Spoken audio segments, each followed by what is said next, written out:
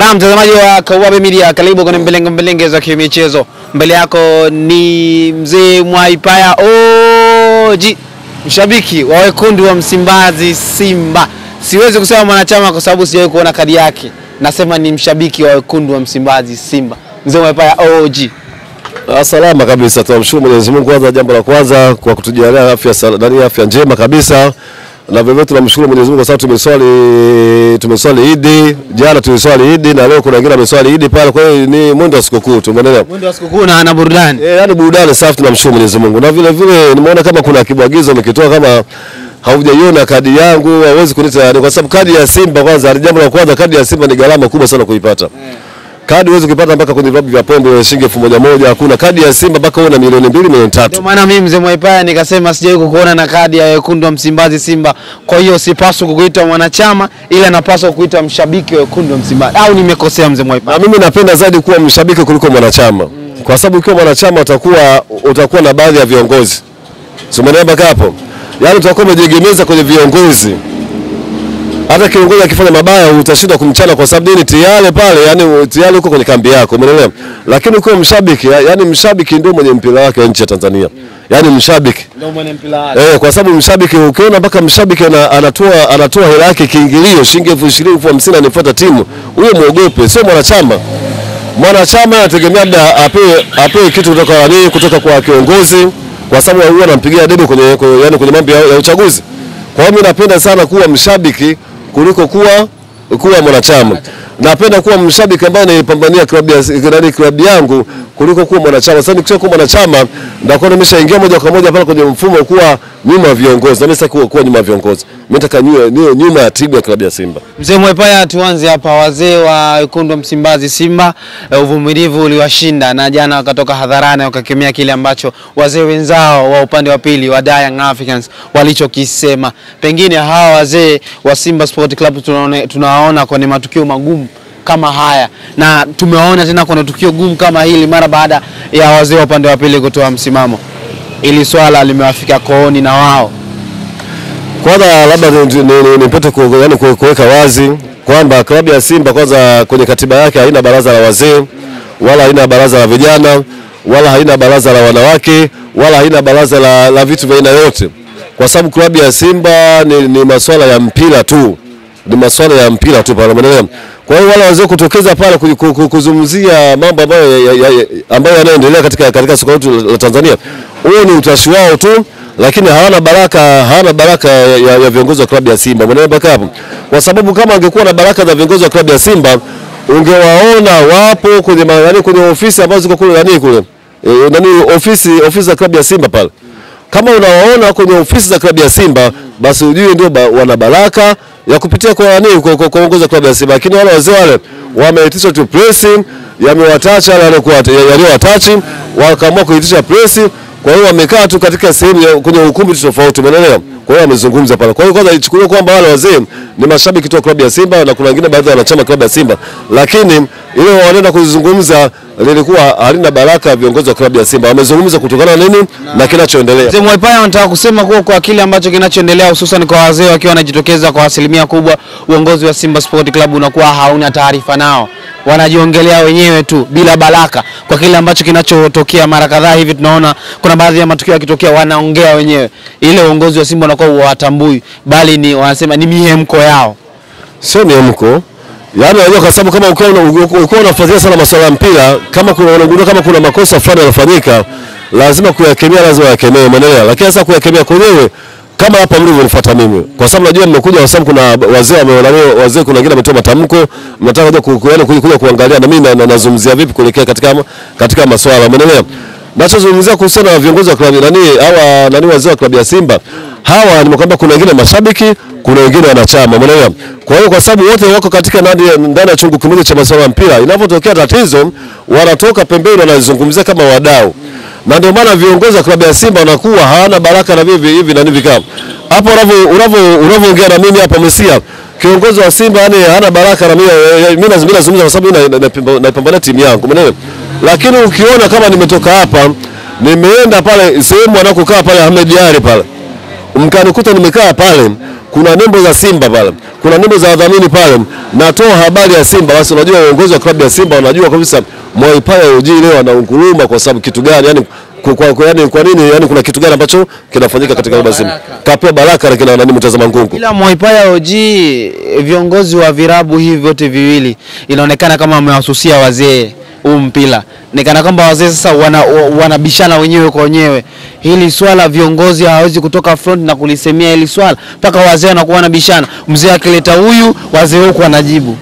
Ndio maana nakwambia, yani viongozi wa klabu ya Simba ni weledi, viongozi wa klabu ya Simba hawana muda wa kutoka hadharani kuzungumzia kitu ambacho kimeshambuliwa na mamlaka. Umeelewa? Wale wazee wa East Africa wa Yanga, East Africa, wazee wa Bandari wale safu Bandari wale, unajua mtu akishasafu Bandari akishatumia hela yake ovyo ovyo, anatafuta sehemu ya kupenyia pale kupata hata ugali wake pale.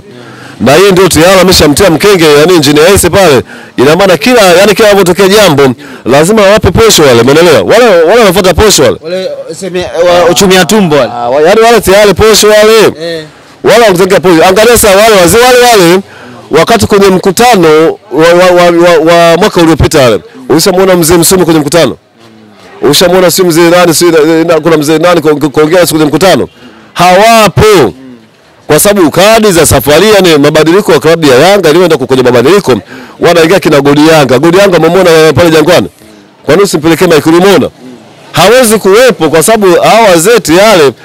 Ukishaona mtu katoka lani Bandarini, amesafu Bandari, amesha yani afu napata baka wasiwasi labda wanajua, kwa sababu wale wazee wa East Africa walishalipoka zamani kabisa na serikali. Sasa wanatafuta opportunity ya kupata tena mishiko kupitia hivi vilabu hivi. Sasa ni makosa makubwa zaidi kwa uongozi wa klabu ya Yanga kuwaruhusu wale wazee watumie jengo lao lile pale la klabu ya Yanga. Umeelewa? Ila wale wana ofisi zao mule Jangwani. Ndio maana nakwambia vipi, klabu ya Simba haina baraza la wazee. Ni makosa makubwa kwa viongozi wa klabu ya Yanga kuwaruhusu watu wa matamko kila mara kwenda kutamka pale. Umeelewa? Ni makosa makubwa kwa sababu kuna kipindi wanaweza kufanya jambo ambalo likawa hatarishi, ndani hatua zikamrudia Engineer Hersi, alafu atiaje alikamwe na jopo zima kamati ya utendaji ya klabu ya Yanga. Mimi na wasii tu kwa sababu yani tayari ameshatekwa. Yani ile jengo la Yanga limeshatekwa. Watu wazee wamelicheka. Wale wameshaiteka. Yani wale wakilala wakiamua wanafanya jambo lao. Sasa nyinyi nimeona wewe umepeleka Mike. Nimeona umepeleka Mike, yani kashangaa ni bwana, yani ataka wabe leo kaingia mkenge, yani kwenda kupeleka Mike kwa wazee.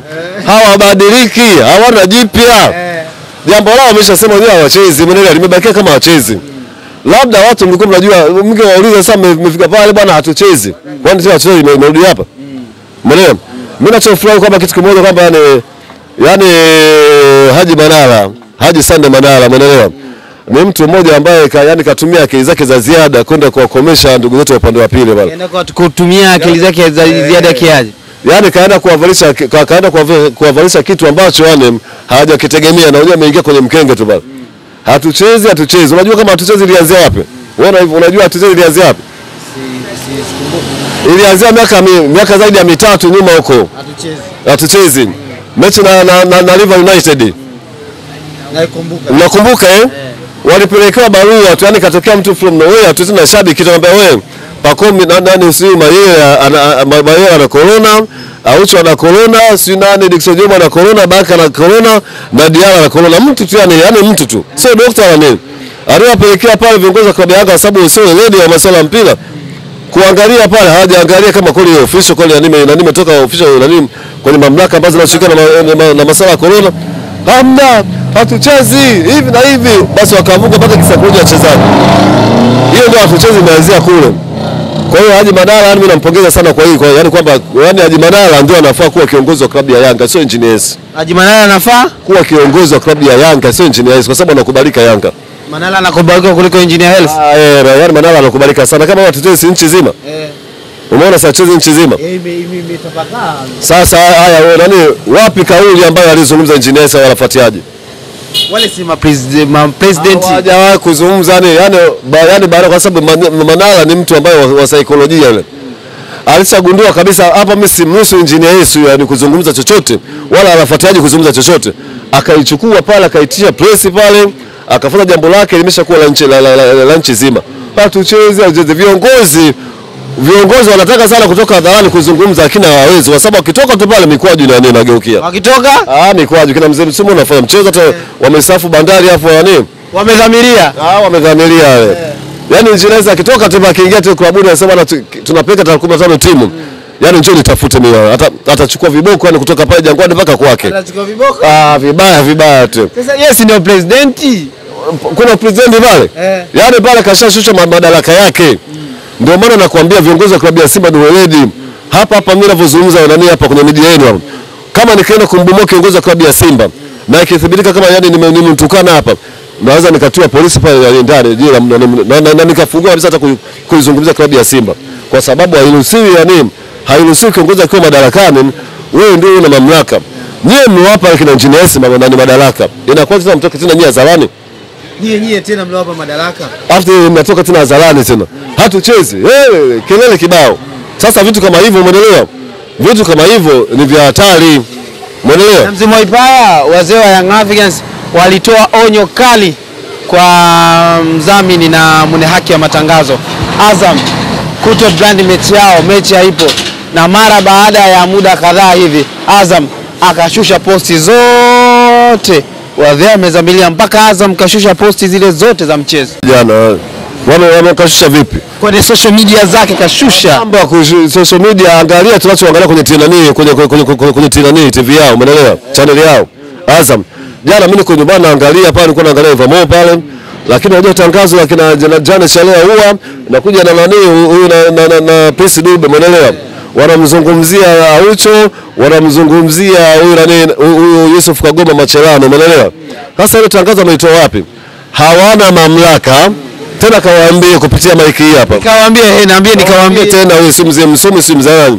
Hana mamlaka ya kumzuia Azam kubrand mechi ya dabi.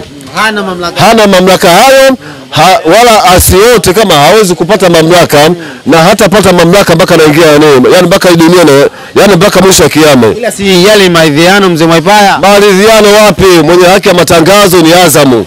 Na kurudisha nyuma sana. Yanga wa kipindi kile cha marehemu Yusuf Manji, Mungu amlaze mahali pema peponi.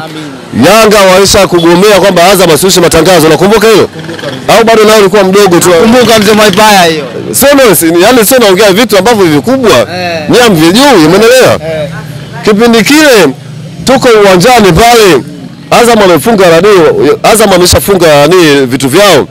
Mabausa wa Yanga alishuka chini pale. Wanataka kuwazuia jamaa, hamna hataki mechi zioneshwe. Kilifanyika nini pale? Watembezwa kwanza virungu kwanza na maafande. Tembeza virungu kwanza kwa pigo vya ugoko pale, katulizwa pale. Wakaambiwa mwenye mamlaka mwenye haki za matangazo ni TFF. Kipindi kile kule Jamali Malizi. Umeona mpaka hapo? Ni TFF. Nyinyi hamna mamlaka, nyinyi subirini hela. Wakasusi kwa sababu watu wa kususa, wakasusa hela za matangazo. Lakini Malizi akawa anatunzia hela zao pale. Alipokuja kuwa katibu mkuu na Charles Boniface Mkwasa, alienda kuzikomba zile hela zote zile. Zilikuwa karibu milioni kama 400 na ngapi msia. Alizichukua kasajili wachezaji. Ndio kutaka kuangalia kama kuna watu ambaye hata ueledi wa masuala ya soka hawana. Wewe huwezi kumwambia ati Azam ashushe ashushe nembo ya siji mambo ya matangazo ya kuelekea kwenye mechi. Tuliweza ni sisi hapa Simba Sports Club. Bas. Kipindi kile yuko Kadoguda, Mwina Kadoguda. Baada huyo Maridi Kitenga alikuwa Radio 1. Wakana naiponda sana klabu ya Simba, yani kile akifanya hivi basi tuliandika barua moja tu. Angalia tu watu wa barua, ni barua moja. Yani barua moja tu alipeleka maneno mengi pale. Hatuhitaji kuona chombo chako cha habari kinahitaji klabu ya Simba kwenye mechi aina yote. Tucheze na mtu aina yote, hatutaki kuhusia nembo ya Simba pale. Tutakufilisi tutakufilisi kwa sababu tukipeleka mahakamani mabili na pesa tutatoa pale. Ila Mzee Mwaipaya, kuna hiyo mechi ambayo wenyewe mnaamini ipo na upande wa pili wanasema mechi haipo. Wenyewe si ndio wenyeji? Kuna baadhi ya vitu inatakiwa waandae.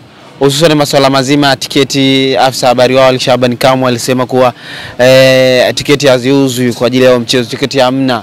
Sasa nyie kama upande wa pili naona kuna hasara tena mnaenda kuingia kana kwamba mkiingia mkenge kama mlivyoingia mechi ya kwanza, kwa sababu wale wanasema hawaji na nyinyi mnataka muende uwanjani. Hiyo si hasara mzee Mwaipa? Hakuna hasara kwa sababu bodi ya ligi wameshapanga tarehe. Kwa sababu hata washinda kuelewa kitu kimoja. Unajua unavyosema bodi ya ligi eti watoke hadharani waje kugojesha mrejesho uchunguzi wao, umeelewa? Bodi ya ligi ameshakwambia, yani ilikuwa inatakiwa ni hawa Yanga wenyewe yani wajihukumu wenyewe ni nani aliyepiga simu kuwaambia wale mabodyguard wale wana nini waizuie klabu ya Simba, umeelewa hapo? Ndio kunatakiwa pale wafanye vitu kama yani vya namna ile, kuliko kuitaka bodi ya ligi tena mtu elewe sababu ya kuisha mechi. Sababu bodi ya ligi walishaitoa kwamba tumaanisha mechi kwa sababu kulikuwa kuna uvunjifu wa amani, kulikuwa kuna tuma za rushwa. Tuma za rushwa zinafuta kabisa nani mechi, umeelewa? Kwa mujibu wa FIFA. Sisi tuko hapa tunacheza FIFA.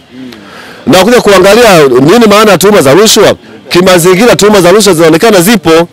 Kwa sababu zinaonekana zipo kivipi? Sio kwa sababu nini, umeelewa? Kwa sababu umeelewa tuma za rushwa zinaonekana zipo kwa sababu vipi? Kwa sababu yule meneja yule pale alienda kuzuia watu wasiingie uwanjani wakati anajua kabisa kwamba kuna mechi ambayo itachezwa na wageni wataje kufanya mazoezi, umeelewa hapo? Meneja yule kazuia. Baada ya kuzuia kwa sababu akapelekwa commissioner mchezo. Akaambia jamaa wana haki ya kunania kuingia uwanjani, bado akaendelea kuzuia. Wale hao akasema nimepata maagizo kutoka juu. Watu wakauliza kutoka juu wapi? Hebu tupe namba ya simu alikupa maagizo tumwendee wane. Nimepata maagizo kutoka juu. Wala kajua hii ni mazingira ya rushwa. Inaonekana mazingira ya rushwa kwa sababu inaonekana kashachukua mzigo, anakataa asifungue mlango. Haya tumekwenda pale ili nikuthibitisha kama mazingira ya rushwa yapo ambayo Yanga wanatafuta, basi mimi Mwaipa ndio nawapa kama waangalie mazingira ya rushwa.